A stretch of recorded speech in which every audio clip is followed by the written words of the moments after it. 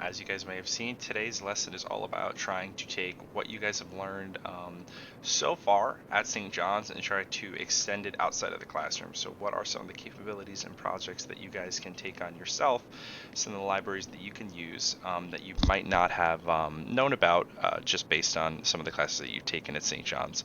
So kind of the flow of what's going to happen today is I want to introduce you guys hands-on via you guys, as usual, just watching some code snippets and seeing how we get to do like an editor in Netbeans, how to make like a GUI, which really you can use and hook up to any one of your programs based on the things that you might have learned in both of the introduction to CS courses as a freshman. As well as for some of you cyber people, any CS courses you've taken with Java. All of today will be inside of Java, and then we'll wrap up with a presentation going over some of the popular projects that you can extend this with. To start off, usually when I'm writing any code in Java, I tend to stick with Eclipse or like Microsoft Visual Studio code, but just for the purposes of doing a GUI, I'm actually going to choose Netbeans, and this was like shown to me by my friend Julius, because we had to do a project for software engineering where we had to make a GUI, and I was trying to hand code the entire thing using like a popular library, which is JSwing, and he actually showed me that there's an editor built into Netbeans for you to be able to drag and drop and edit everything, kind of like if it was an Adobe program. All right, so if any of you guys have used Netbeans before, like this is just the starting screen. You might have a little bit of different page if this is your first time, but what's important is having this top panel. So what we're gonna do is go over to File and press New Project, and we're gonna have a ton of different categories here on the left, but what we're going to focus on using is Java with Ant, right? So some of you guys may have used Java with Maven or anything.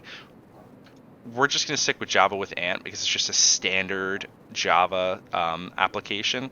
So that's kind of what we want to do for our program.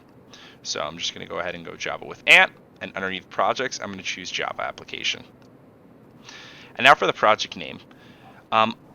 It might seem a little bit weird, but I'm going to split this up into two parts because when we're editing our GUI, Netbeans gives us a lot of features, but it actually doesn't let us edit the direct code of the GUI. And you'll see what I mean in a second.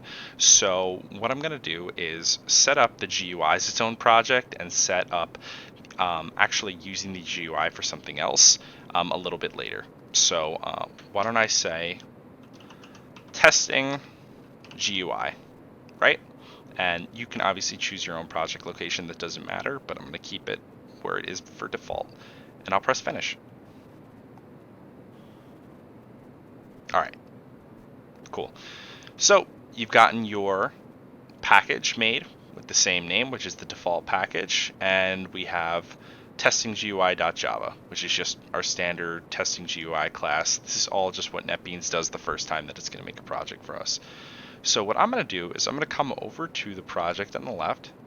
I'm going to right click it, and there's going to be new. And for any of you guys that have used Netbeans or Eclipse, it's the same standard thing. You might usually choose Java class, Java package, but what you can do is you can hit other, right? And if I frame, and if I go to filter, I could start typing frame, right? And I can click Java frame form. Press next, and now what this will do is it'll create a new Java frame from the JSwing library. And the idea of a Java frame is that we're going to have our GUI, our graphical interface, be its own window. So every time we have a new window, that'll be a Java frame. So what I'll do is I'm going to name this thing account GUI and press finish. And here's where it gets really cool. So if you've correctly made, right, so new and then our Java frame form, if you've correctly made this, you'll end up with kind of a blank square right here. And this is just going to be exactly where we can kind of design and change the color of everything, change the layout of everything, add any controls or any containers or anything. And if we press source, this is all of the code for this GUI, which we can actually copy and paste and put anywhere that we'd like.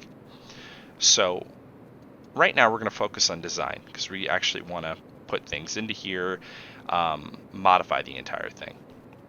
So what I'll do is I'll come to the bottom right, and just like any other application, whether it be Photoshop or anything, it's kind of following that standard set of rules of how you would edit things. So I'll just come over to this bottom right, and I'm just going to drag this open, and you might see in like the bottom right where my cursor is, like right here when I drag it, these are the pixel values for how large our screen should be, which is kind of reminiscent of when we made that game in Python. So I'll just make my screen kind of like however large I see it right now is how large it's going to be when I actually run the program. So I'm comfortable with this for now. And now we can start moving over to actually adding things over to our screen. So what are the important things that we get out over to our screen? So to actually start adding things that like mean something is to look over at the right where it says palette, right? Kind of like if we were painting and we had a palette, these are going to be all of the different things that we can kind of paint our Java frame with. Everything has its own purpose, obviously, but there are some major ones that we're going to want to focus on that'll allow us to kind of create what's going to be a simple registration page for an account, right?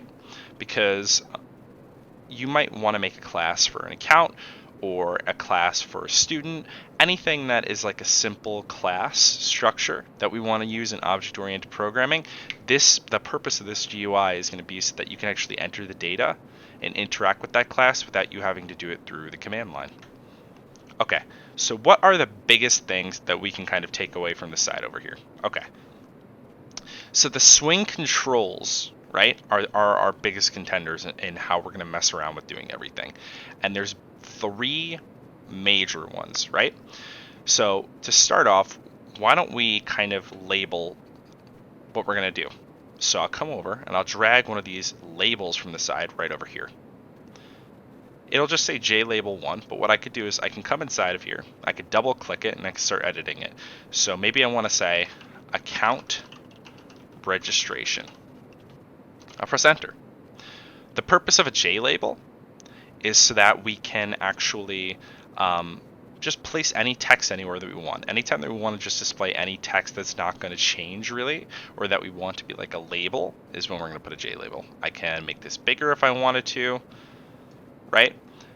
And if I come over here to the right again, I could pull this up and you'll see JLabel1 properties, right? These are all the different properties of this JLabel. So if we go through it, there's a bunch of different things that we can change about this that will update the code dynamically. So why don't I focus on the font? So I come over here and it says Tahoma 11 plain. If I come over to these 3 dots, I can actually change this to whatever I want. That's included via our standard Java thing, but you can actually import more of them if you want. So I'll just change it to Times New Roman. I'll make it bold and I'll make it like size 14. Okay, account registration, right? This will be at the very top of our page, account registration. Now I want these people to actually be able to enter some data, right? Okay, so what will we do if we want people to be able to type in data? Well, that's where we're going to have a text field. So, whoops.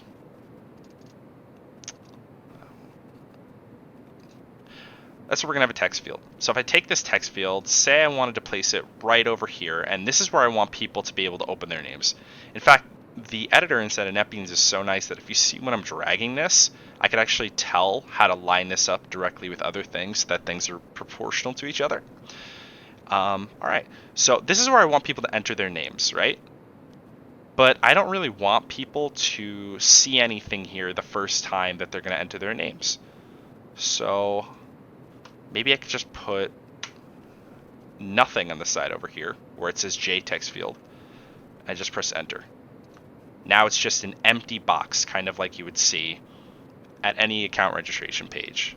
And if I wanted to, I could take another one of these labels from the controls on the side, drop right up here, and write name.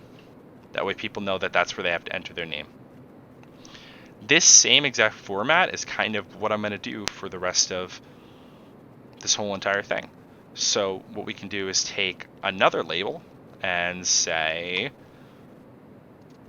double click it, email.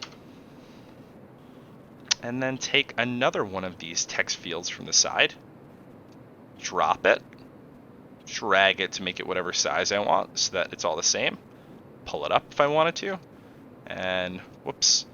For these text fields, just as a tip, where it's easy to kind of double click inside of the labels, it's kind of a little easier to go over to the right over here to the properties of this control and look for the actual text, highlight it, backspace so that it's empty, then press enter.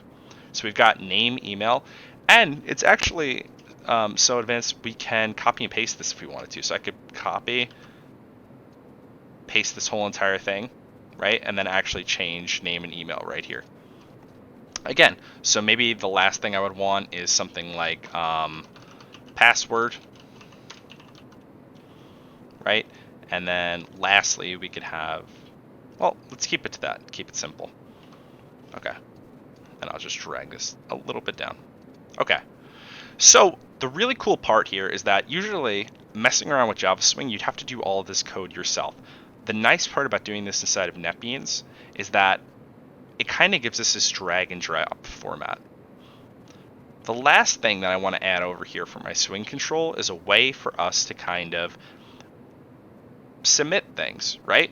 And the way that you can kind of figure out when things are submitted or an action is done is by using these buttons. So I'll take a button over here. I'll drag it out so that it's all formatted the same. Whoops. And on the right where it says text, I'll write in big letters, submit. Okay.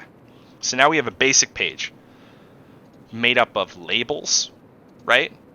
Things labeling each other. The text fields, which are just going to be how we can take in actual text from the user, and then a button, which is how we can figure out when they press something. Pretty simple stuff here. All I'm doing is just dragging it from the right. The really cool part here is that if we go over to source instead of design, everything that we just did has been done for us inside of code, inside this source panel. All the design translates over to this source.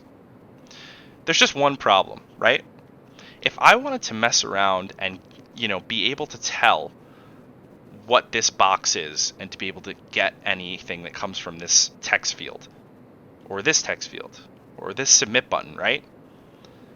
It's a little hard to keep track of because by default, if you look over here on the left where my mouse cursor is, it'll just label it J text field, J label 2, J text field 2, J text field 3.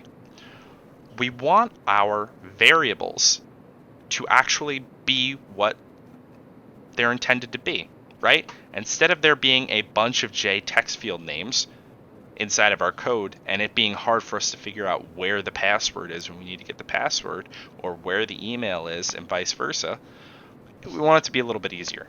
So what I'll do is I'll come over here and I want to click this text field. I know this is where I'm going to get my name from. So if I come over to the bottom left over here, this navigator, and I click on the name text field, what I'm going to do is I'm going to right click it and change the variable name. And what I'll do is I'll say name field. And if we come back over now to our source code, check it out. That text field got translated over to name field. That's super useful for us because whenever we're going to want to access this name field, it'll be a lot easier for us to remember that this is called name field, email field, password field, rather than us having to separate each J text field. So I'm just going to follow that exact thing to the T. So I'll write email field. For the other J text field, I'll do password field. If you're wondering how I'm keeping track of which field is which, I just know based on the order that I added them. You could also just click over here and it'll highlight it on the left. Click on the actual component, it'll highlight it on the left. Lastly, I'm going to hit this button and I want to change this variable button to submit. Now, you could change all your J labels, and actually, I highly recommend that you change all your J label names. But But just for the sake of time, I'm just going to leave them like that because they're not really going to change. The last thing that I want to do is I'm just going to add one more J label over here, right? I'm going to make it kind of big compared to everything else. I'll go over to the right for the font. I'll make it like size 24. Okay. But now, this is actually where I want a success message to display whenever we hit this submit button. That way we know that an account registered. So just bear with me, but for now I'm actually going to take this text on the right and make it empty. And I'll rename this variable to success message. Okay, so with that done, we kind of have the basis to a very simple form. Now, there are a lot of different things that you can do to kind of change the color, to add a picture to this entire thing. In fact, I'll show you guys how you can add a picture, and then we'll move on to actually hooking up this code to some different types of classes. So, to add a picture, it's actually kind of weird. They make it kind of easy, but not easy. Because if you went over to this right side where you kind of get this palette, you would think that to add a picture, you could easily just pick, I don't know, a picture field from Swing Controls. The way it works is by taking a label, right? And then going over to this field called icon. So I'll come over to this field called icon. And now what you're going to want to do is I hit the 3 trailing dots at the end of icon, and we could select an image within the project. I'm going to do an external image and import it to the project. What this is I'm basically going to just select an image from my computer, and I know I have one on my desktop ready to go for this, which is personicon.png. There we go, finish. So I just imported this PNG over to my testing GUI, and now press OK. And now if I get rid of this text, check it out. We have a very simple image right here that we can even put like a background color for.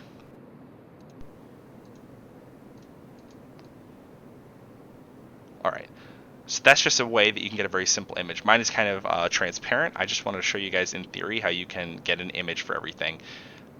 Okay. So with this, now we can start figuring out how we can actually get information from this registration and display some information for our success message when we're done with everything. So what I'll do is I'm going to come over to source, and I'm actually going to take this entire code and copy it. Now, the reason I'm going to copy this is because, check this out. If I wanted to come over into this source code for this account GUI, right now, I don't know if you guys can hear the Windows error message, but I'm actually trying to type with my keyboard. The one caveat with doing this Netbeans approach is they do not let you touch the code because it's hooked up to the design. It's kind of a security purpose, so they do not want you to touch the code. Easy way to get around this is go ahead and just copy this. All we can do is just make a new project and paste that code in. So now I'll come over, make a new Java application, and I'll call this account registration.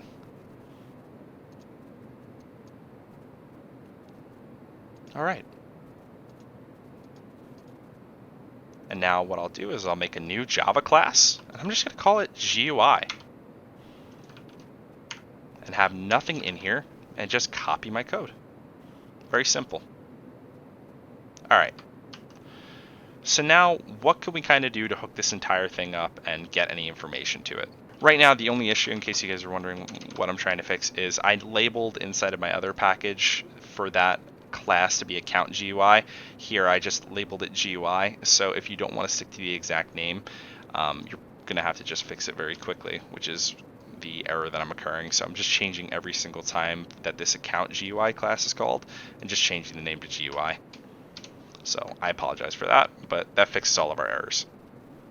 Okay, so now what can we do?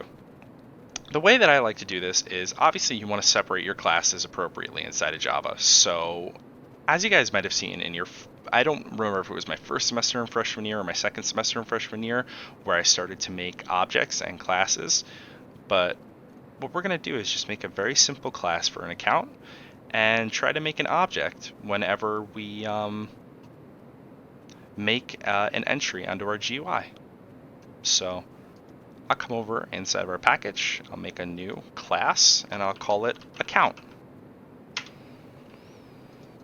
And if we go back to our GUI, we had a couple of things here that we want to include. So we had a name variable, an email variable, a password variable for every time that we're going to register an account. So I'll kind of keep that to the exact same format for this class.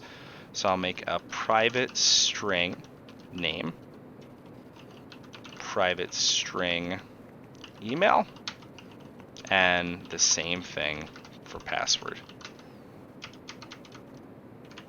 I'll make my constructor, right? So every time that we make a new account, this is what's going to get passed in. And I'm going to very simply make it easy for us whenever we're making a new object, which is just to specify that we want these 3 variables as parameters for whenever we make an account, and just to set it equal to these class variables.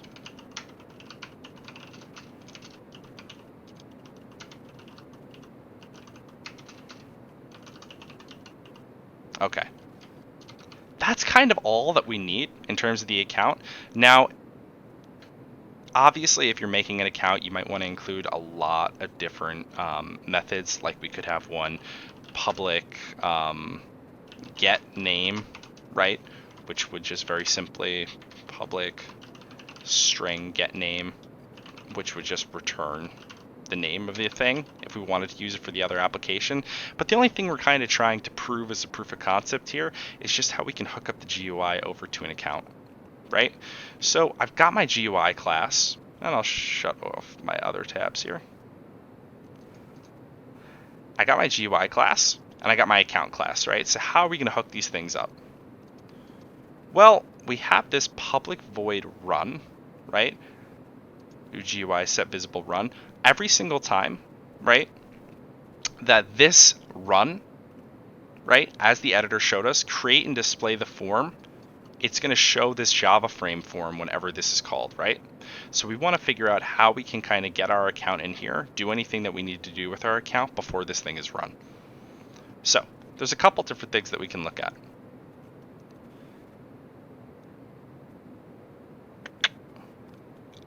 If we look at this automatically generated submit action performed, if you guys caught before, and excuse me, I'm just trying to keep track. If you guys caught before when we were in our account GUI, right? When we were in our account GUI, we made a submit button that we wanted to keep track of whenever we submitted something. This submit button, right, automatically generates a submit action performed. What this will allow us to do is we can write any code that we want in here to run as soon as the submit button is pressed. So here, maybe we can modify anything, and we should keep that in mind when we come towards the end of things. But what we can do is, what do we specify in an account? We have name, email, and password, and we want to make an account whenever we press the submit button based on the things that we specified. So I'll show you how we're going to very simply do this. Java Frame, when you're trying to get data and pass data, works on 2 simple methods, set text and get text. So why don't we figure out how that could work? Okay, so I'm going to make a string name, right? And I'm going to set it equal to getting the name over from the GUI. So if you notice, right, this is where the user is going to be entering over all of their data for the name. The variable name I gave for that is name field. So check it out. What I'll do is I'll say string name is equal to name field dot get text. That get text will take everything from that text field and get that text. And now we're setting that over to a string name. I'll do this exact idea for the email. So string email is, what did we name this text field for email? Email field? Okay. Email field dot get text. For email, we have email. We're just setting a string equal to getting the text field's text, right? And the text field is every time that we have one of these text fields, which I told you is whenever you're going to want to get user input for text on our GUI. So all I'm doing now is getting these strings and setting them equal to these different fields once the user has that. And how do we know that they entered anything? Well, check this out. Inside this submit action performed, that's when I'm setting all of this logic up. I know that they've entered things because they pressed the submit button. Or else it would just kind of be empty if I was just calling this all the time. So whenever the submit button is done, this is when we're going to do our logic. So now what I can do is I can make account, new account, this is where I'm making my object, is equal to new account, and I'll pass in my name, my email, and my password strings that I just set up here. And this is how we can take our data whenever the submit button is pressed. We can take the text from our text fields and pass them in to make a brand new object. Now it's up to you whatever you want to do with this object, whether you'd want to put it into a linked list, an array list, any way that you want to keep track of this object, that's absolutely up to you. Or if you want to store it in a database, that's fine. What I'm trying to show you is how we can get the data from the GUI and pass it in. So, last thing I want to do before I show you how this entire thing runs is, if you recall, I have this success message JLabel set up down here. I kind of want this thing to display success or account created for and then tell it the account's name. So why don't I write that down? So what I'll do is I'm going to say, let's go back to here. This JLabel is called success message. So if I head back over to GUI, what I'll do is I'll write success message dot set text. And what this is going to be able to do is it'll allow us to dynamically change what's displayed for a JLabel on a GUI. So now I could set the text to account made for, and then I could put plus name.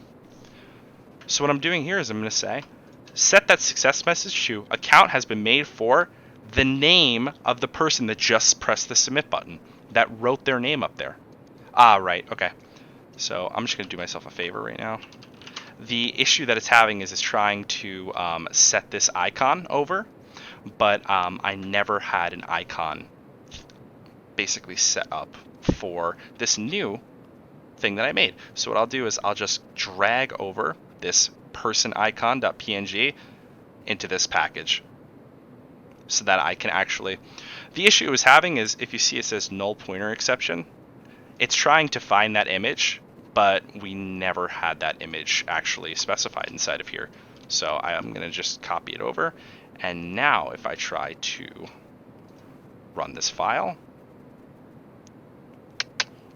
actually, I'll just do myself a favor and get rid of this in total.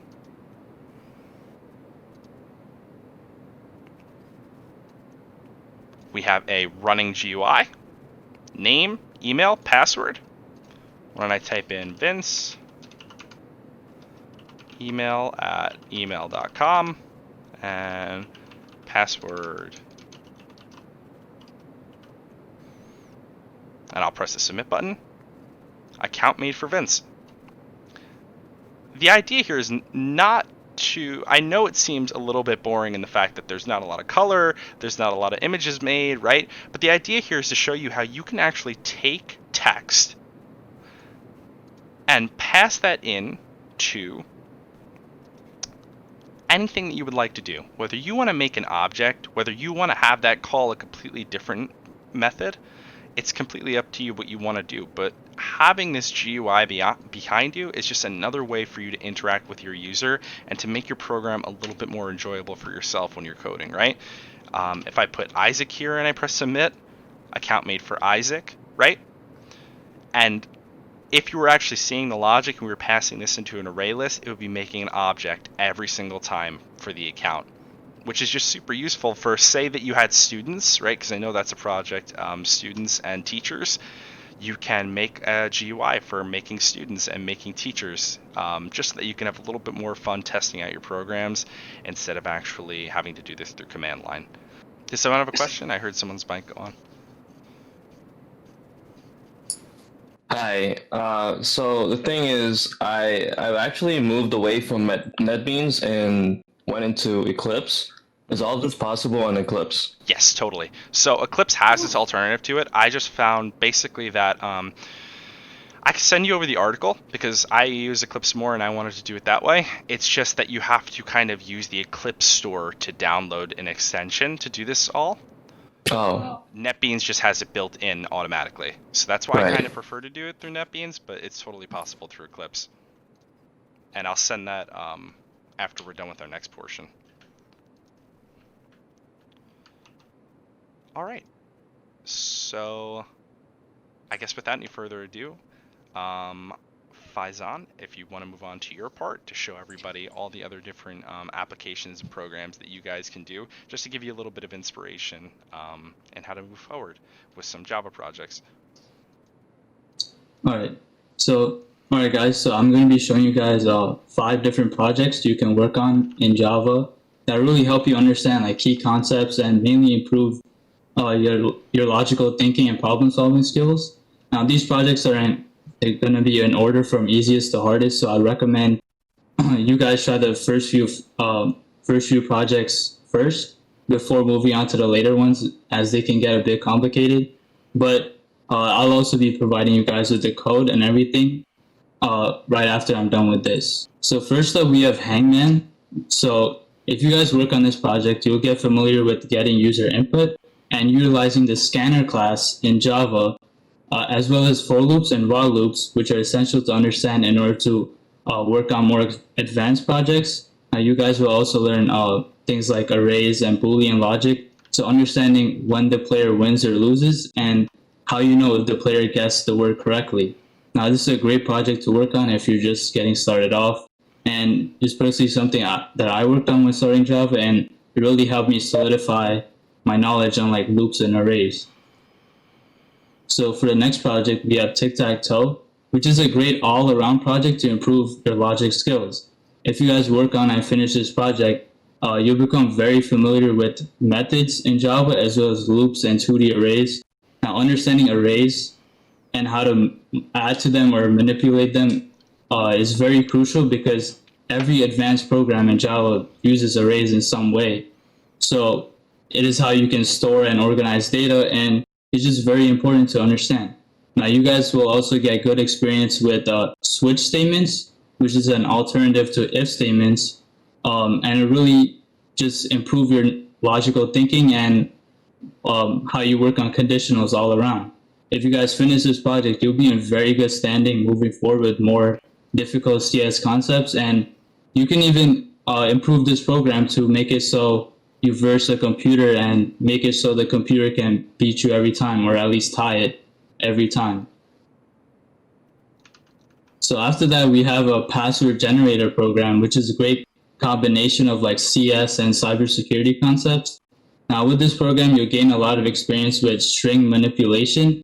So learning how to form and modify strings, which is very important to understand because they're the foundations, or strings and array lists, which are very important because they're the foundation of various data structures.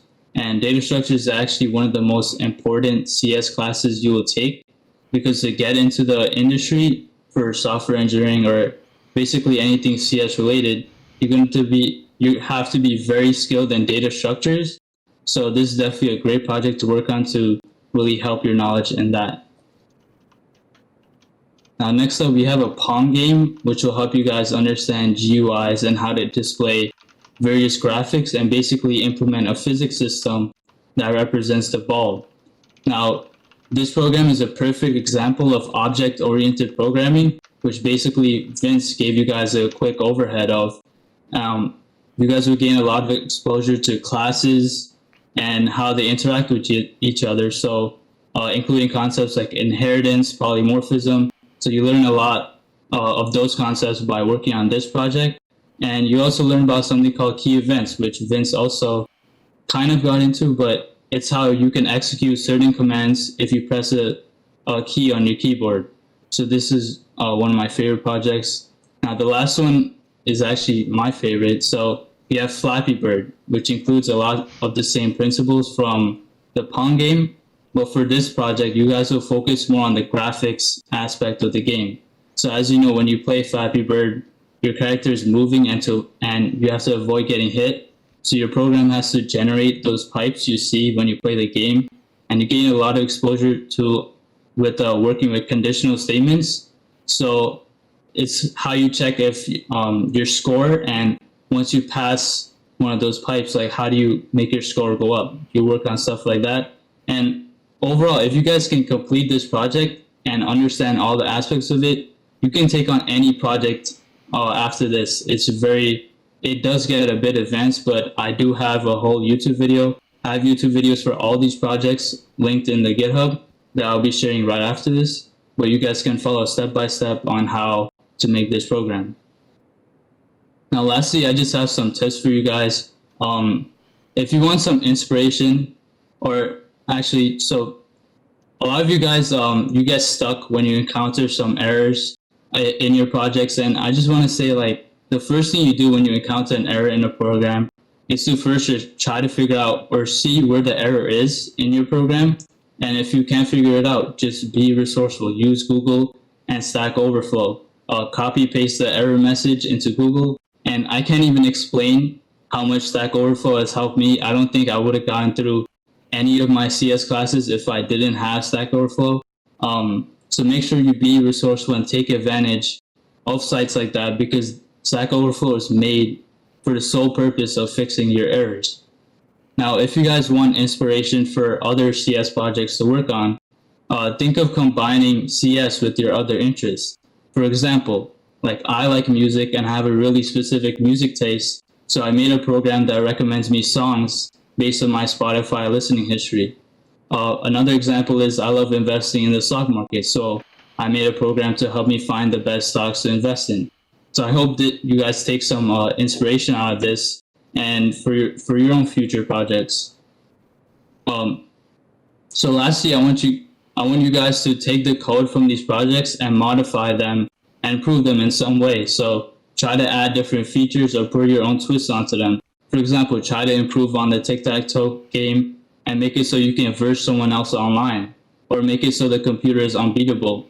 I want to emphasize that one of the best ways to learn how to code and improve your programming skills is to look at existing code and go line by line and understand each one. That's basically the way I learned Java, and by looking at finished programs and modifying lines of code and seeing what happens. So that's basically it. You guys can follow this link. I'll actually be showing you guys how to access the code right now. And they're great things to add to your resume, because companies want to see that you work on projects outside of class, and it's how you can stand out as a candidate for the jobs that you want. So I'll be sharing my screen.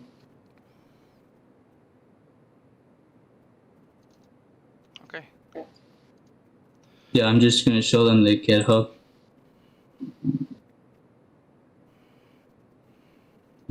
So I'll send this link in the chat. You guys can check it out.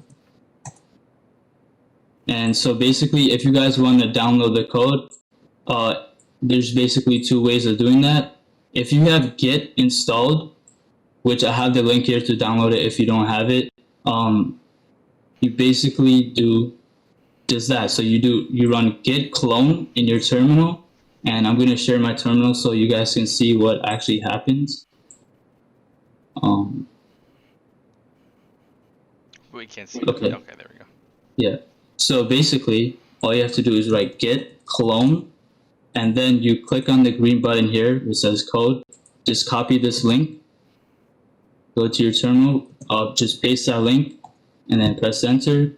And what it just did, it basically downloaded all the files and it put it in the directory that's like in my terminal. So it's in the folder with my name that represents my name. It's basically in that location. So if you guys don't have Git installed, and you guys can just download the code by clicking hit on the code button and just downloading the zip file. And when you open it, all the projects will be in their own separate folders, and you can access the code like that. So that's basically it. If you guys click on these links here, I have the YouTube video that corresponds to them. Just check it out. It's a step-by-step tutorial that they go through, and yeah, that's basically it. Thank you, Faizan. Yeah, I highly recommend going to check out that repository and seeing the examples. And at least if you're not going to do those projects, to learn how you can apply graphics or apply advanced UI or game design techniques for your own purpose. Yeah, the only advice I'll leave it off on is, like, as a programmer, something that's like incredibly useful is to make something that's like visual. Like, as soon as you're able to see something that you make, it's like makes you feel a lot more accomplished and makes you more motivated to continue with your project rather than just seeing command line stuff, because it's kind of boring to read just print statements all the time. But when you get like your actual code visualized in front of you, it's a much better feeling. So I would highly recommend trying out one of those projects or anything graphical. It's really rewarding. But yeah, that's kind of the gist of it. I hope you guys enjoyed. This was just to give you guys a little bit of inspiration on how to kind of make the next step from some of the introduction classes to things that aren't as complicated. But yeah, like as Elson asked, there are alternatives inside of IntelliJ and inside of Eclipse. If you guys are curious, I can send over some of the resources that was sent over. But yeah, that's kind of it. Thank you guys for joining us. Expect next week, before you guys go, just to get your attention, next week is our final meeting for the semester, and it's also going to be where we're going to be having a CTF event and having a little competition to see who can win potentially some prizes. So stay tuned. We're going to have a leaderboard throughout the entire thing. Expect exactly what it's been like for all the other CTFs, but for this version to be online. Whether you're cyber or comp side, there are going to be questions for everyone, ranging in difficulty. So enjoy this. It should be pretty fun. So for everyone, we will see you next Thursday. Thank you so much for joining us. If you have any questions, you're more than welcome to stay.